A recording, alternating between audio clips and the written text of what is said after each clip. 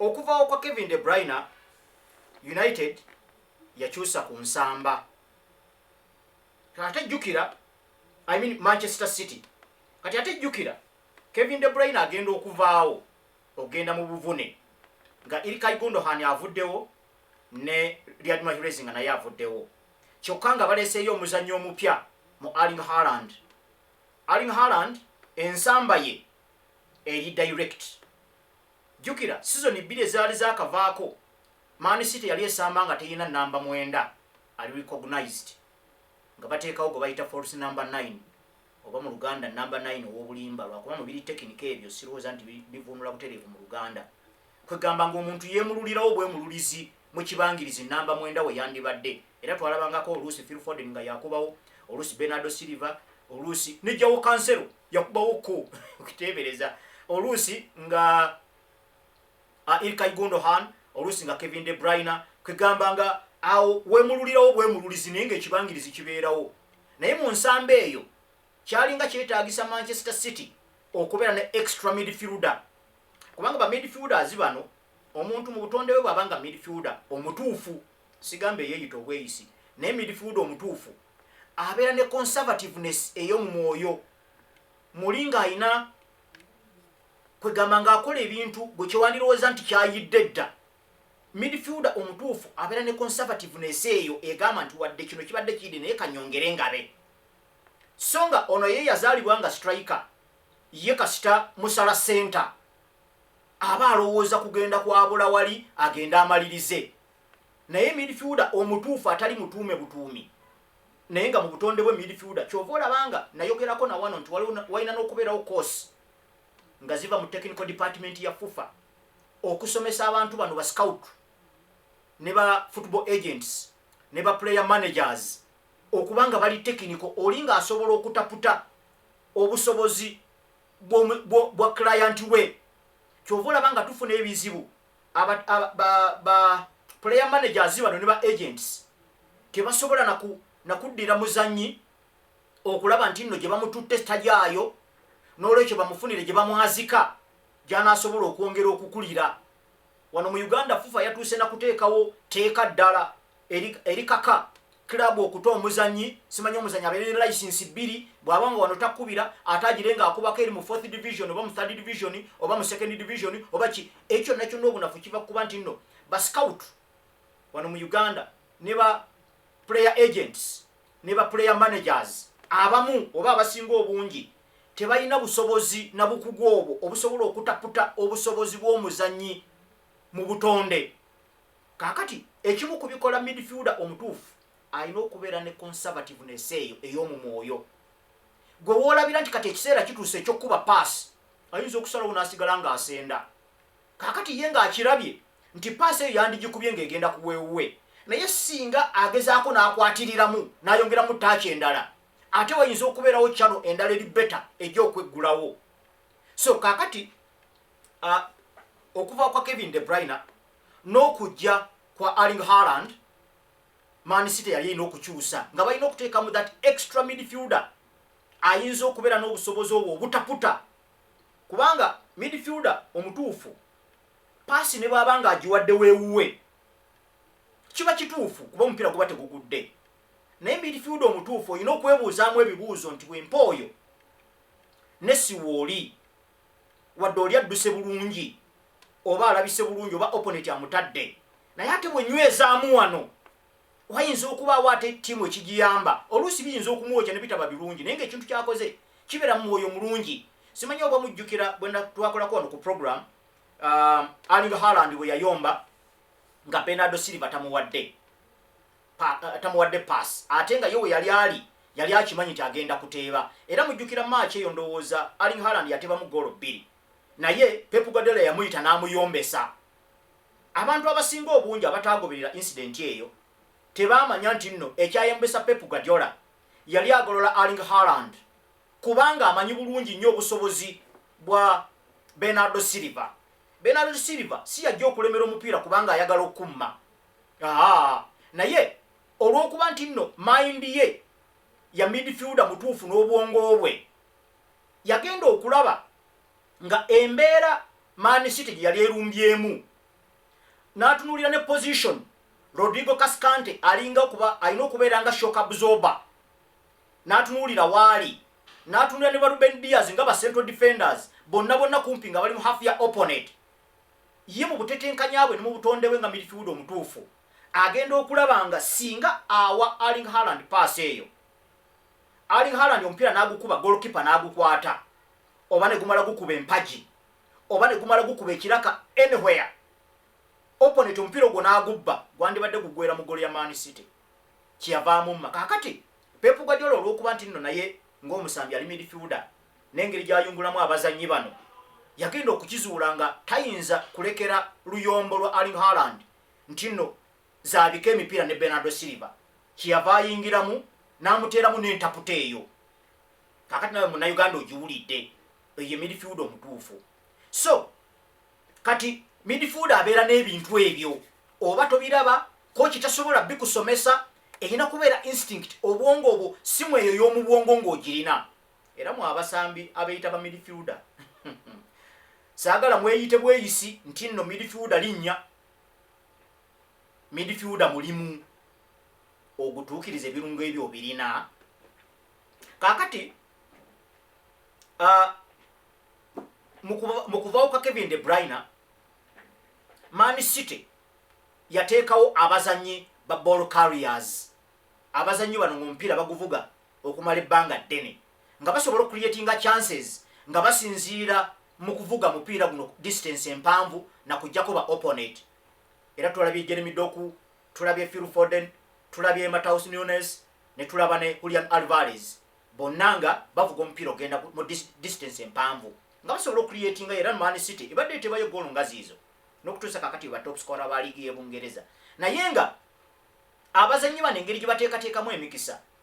teri cryptic, teri sigamba nti nno eryawo nzibu nnyo tetuukikako kwegamba nga bakola bw'obanga otunulira phase ez'enjawulo mu creatinga chances nga bali ku phase esooka nga bakola ekiri obvious nti oli watuuse asobola okuba through pass, oli watuuse asobola okuba cross, oli kwegamba ekyo ekisookerwako, naye ng'ennumba gye balumbamu tesobola kuteekawo nsasagge mu ttiimu naddala ezikuba kibaasi. Era ng'ebiseera ebisinga Man City omupiira chances ziba nti gugenda kugwa, omusambi eyemaliridde ng'omupiira aguvuga omanya omupiira gugenda kugwa. Kati atawulo kiba kitegeeza nti ogenda kuyiguukulula ensamba ya ttiimu ya Man City nti nno omupiira singa ogusuula naddala mu zooni enzibu ojja kwesanga nga bo baba bazedda mu hafu yo, ojja kubakwata bukwasi counter ng'obamaliriza, oba oteeke pressure y'amaanyi ku Rodri nga namba 6 ne ku central defense. Era tubadde tulaba nga Man City eteebwateebwamu. Kaakati waliwo abazannyi nga Kevin De Bruyne, abazannyi nga Ilkay Gundogan, abazannyi nga Riyad Mahrez, nga bano bo tekibeetaagisa na space nnene ng'eya Jeremy Doku, ng'eya Phil Foden, ng'eya Matheus Nunes, ng'eya Mateo Kovacic, ng'eya Julian Alvarez okusobola okukubira pass evaamu goal. Nga naawe wennyini gye wandiise half space basobola okukolerawo ekintu. Kati ekyo Man City ebadde ekisubwa nga tekirina nga Kevin De Bruyne taliiwo, kubanga Kevin De Bruyne akuwa ebintu bya mirundi ebiri. Ajja kukubira pass eyenzibu mu kafaaka akafunda, naye atasobola n'okukubira pass empanvu either mu cross ng'ayise mu wingi, oba n'akuba gye tuyita chip oba drop kick. Amamenyo by'omupiira drop kick oba ogimanyi, kwegamba drop kick tebeeranga cross, wabula esobola okubeera mu channel y'emu, katugambe namba 8 ye oba wandigiise oba na chip namba 8 obadde ovuga omupiira ogenza okulaba nga mwenda wadduse bulungi nga tolaba lwaki okyavuga, wabula n'osalawo omupiira guno gusima gye tuyita chip nga gugenda kugwa mu maaso g'oyo agenda, oba nebeera drop kick nga gye twalabe Kevin De Bruyne gye yawadde ono omulenzi Oscar Bob okusobola okutula ttiimu ya Newcastle. So kati omuzannyi oyo alina ebirungo ebyo ebyenjawulo abadde taliiwo, naye nga era Man City creatinga chances, naye nga bacreatinga nga bayita bwe twandise first phase of creativity. Bonna basigala nga bali creative, naye eriyo abacreatinga chances mu first phase ne wabeerawo abacreatinga chances kwegamba gwandigamye nti nno mu butuufu mbadde siraba na chance weeva. Kaakati omuzannyi oyo bw'atyo yeeyo Man City gwebadde esubwa, naye ate era mu mbeera y'emu tubadde tulabanga Rodri obutabeerawo bwe nga ne John Stones tasobola kujjako wano makkati kwatirako Rodri singa baasambye. Tubadde tulabanga Man City tiina musambi gwe bayita ayambako mu double pivot okusobola okutuuzaawo abazannyi ababiri. Era y'ensonga lwaki tubadde tulaba nga yayagalako ne ku Declan Rice, kubanga Declan Rice era simanyi oba ne Arsenal we musambisa we watuufu bwe tunaabanga tutuuse okwogera ku Arsenal tunakyo, kubanga Arsenal emuleka ne yeetengerera n'abaawo nga yasambanga bwe tulaba Rodri kyakolera Man City, oba kiva kubutabeerawo Thomas Partey awo simanyi. Naye nga omusambi oyo ayamba ku double pivot mu midfield okuyamba ku Rodri, omusambi oyo nga coveringa ground nene, omusambi oyo nga ali transition best, nti nno bw'abanga mubadde mu kuzibira akyuka mangu ne yeefuula attacking. Yensonga lwaki twasooka kulabanga Pep yasooka kulowooza ku muzannyi Jude Bellingham, era ndowooza olaba n'ensimbi. Yasooka kulowooza ku Jude Bellingham ne bamumulemesa, n'anoonya ku Declan Rice ne bamumulemesa paka lwe yatuuka ku Matheus Nunes. Era ogenda okulabanga n'ensimbi ziringa ezigoberera abazannyi bano. Sinti nno Pep Guardiola ye yasetinga prices z'abazannyi abo, naye bw'otunuulira order of importance bwe batyo bwe baali Jude Bellingham, Declan Rice ne then Matheus Nunes. Era yamala kulemererwa bali ababiri n'alyoka alowooza ku Matheus Nunes. Naye nga ekigendererwa kyali kyakuleeta muntu ayamba ku Rodri, kubanga Rodri emirimu gy'akola yandibadde akola ku gumu naye ayimbagatanya. Kati abadde alina n'okukola emirimu gya Kevin De Bruyne at times, naye ate nga alina n'okudda kubanga abadde nga hybrid namba 4 ajja okwegattako mu midfield singa midfield egezaako okulumba. Eyandibadde John Stones akikola obulungi nga taliiwo, ng'olaba ayimbagatanyiza emirimu mingi. Nga Mateo Kovacic tatuukiriza bulungi mirimu egyo, ne Matheus Nunes wuuyo yali mu pecking order, yali wa kusatu. Kati ekitegeeza nti yali tatuukiriza bulungi birungo byakuyambako wana wa Rodri, ate nga Rodri yalina okukola emirimu egije nga 6, akole emirimu egyandibadde mu double pivot okugimalayo, akole n'emirimu Kevin De Bruyne gyandibadde agattako naddala nga mwaka akaseera taliiwo. Kakati okudda kwe ndowooza emirimu gino gigenda kweta. Tuyinza okulaba engeri Man City gyegenda okwetaayamu nga omuvubuka ono akomyewo. Balowoozaako ne ku Lucas Paqueta kubanga naye alinamuko ku kirungo ekyo oba oli awo, naye West Ham nejja naye neemulemera. Naye tukimanyi nti nno Man City bwebeera mu mbeera ennungi ebeera nzibu. Juzi mu season ya 2021-22 baali mabega points 6 ekikopo ne bakitwala. Naye City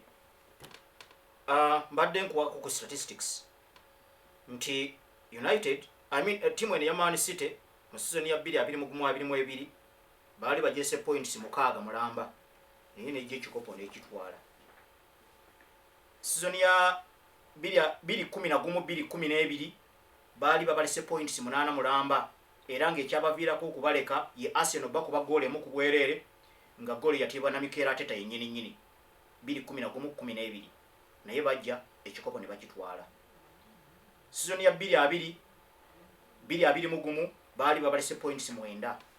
ne bajja ekikopo ne bakitwala, era ne ya 2013-14 babaleka points 9.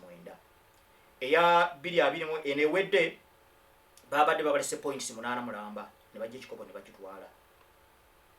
2018-19 baali babalese points 10 ekikopo ne bakitwala. Zino statistics nzikuwa sinti notye, naye okusobola okwetegeka n'okwerinda Man City okukomawo mu mix, kubanga luli yabadde egivaamu yatuuse n'okuvaako mu top 4. N'olwekyo abasobola okwenyweza abalina ttiimu zammwe mungire okwenyweza, naye nga temwepimira ku Man City, mumutereze ttiimu zammwe, kubanga oyinza okwepikira Man City n'ogikuba, naye ate ogenda okwetoloola nga gy'okoze draw ye afunyeyo win. Ekyo kiba tekirina kyekikwongeddeko naddala ng'okubya omunene. N'olwekyo awo eyo debate nja gibalekera. Kakati ensonga za United tetugenda zimalayo obudde, naye tugenda kutandikako waakiri. Nabagambye eziri short term n'eziri long term. Eziri short term zezo zitwabalabyeko nga bagwa amaliri aga 2-2 ne ttiimu ya Tottenham Hotspur. Goolo zombi ze babateebye zabadde zeewalika. ekona Richardson ziyatebye Richardson yagenze mu banga ani challenged katayina muvuganya womusubira kukola ki gondi Timovana eyakubye pass yavuddemu golo ya Rodrigo Bentancur era naye yawereddwa acres of space omupiira gw'omulembe guno tebaleka bibangirizibwa ebityo ekisooka Timovana tebamutaddeko pressure emumala omusambi yenna agezaako okulemesa opponent okuprogressing ogenda maaso kukosa olina okuteekawo embeera nga talaba gy'alaga nga oba omupiira talina gy'agulaza ne kasitolekawo ango yonna ekika kyonna kuba yayise eno saidi eno wandisubidde Diogodalo ne bamuleka n'amagamaga n'alaba ekika kya paasi kyalina okuwa newa walina okukiwa gwe yakiwadde simanyi yandibadde amunyiga oba yandibadde Christian Eriksen naye ate Eriksen fena tumumanyi tisi mulungi nnyo nga maani yo terina mupiira kati n'otunuulira abazannyi abo abeetooloddeawo bonna nga bonna bakongole okuviira ddala ndowooza ayinza okuyambako ye Kobe Maino naye ate Maino tewandimusuubidde coveringa buli kifo kyonna wandibaddewo omusambi ateeka eriiso ku muzannyo ono Rodrigo Bentancur naye ate ne ku space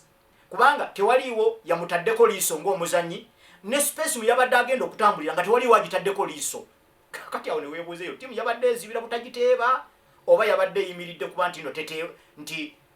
kuteekawo buteesi mbeera kulaga nti ffe munnaffe tetuyitikamu oba nti tetuteebwa awo simanyi so golo zombi zabadde zeewalika naye kisinziira ku neeyisa yaba opponent oluusi ttiimu teyimiriddeewo ku bazibizi naye eyimiriddewo ku bazibira waliwo enjawulo omuzibizi muntu naye azibira aba mukozi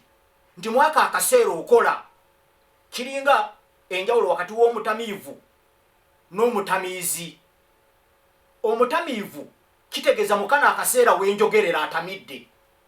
naye omutamiizi oyo ye wa lutentezi ayinza n'okuba kati tatamidde naye tumumanyidde nti nno ye buli lunaku atamiira so waliwo enjawulo wakati w'omutamiizi n'omutamiivu kakati n'omuzibizi ne mu mupiira waliwo enjawulo wakati w'omuzibizi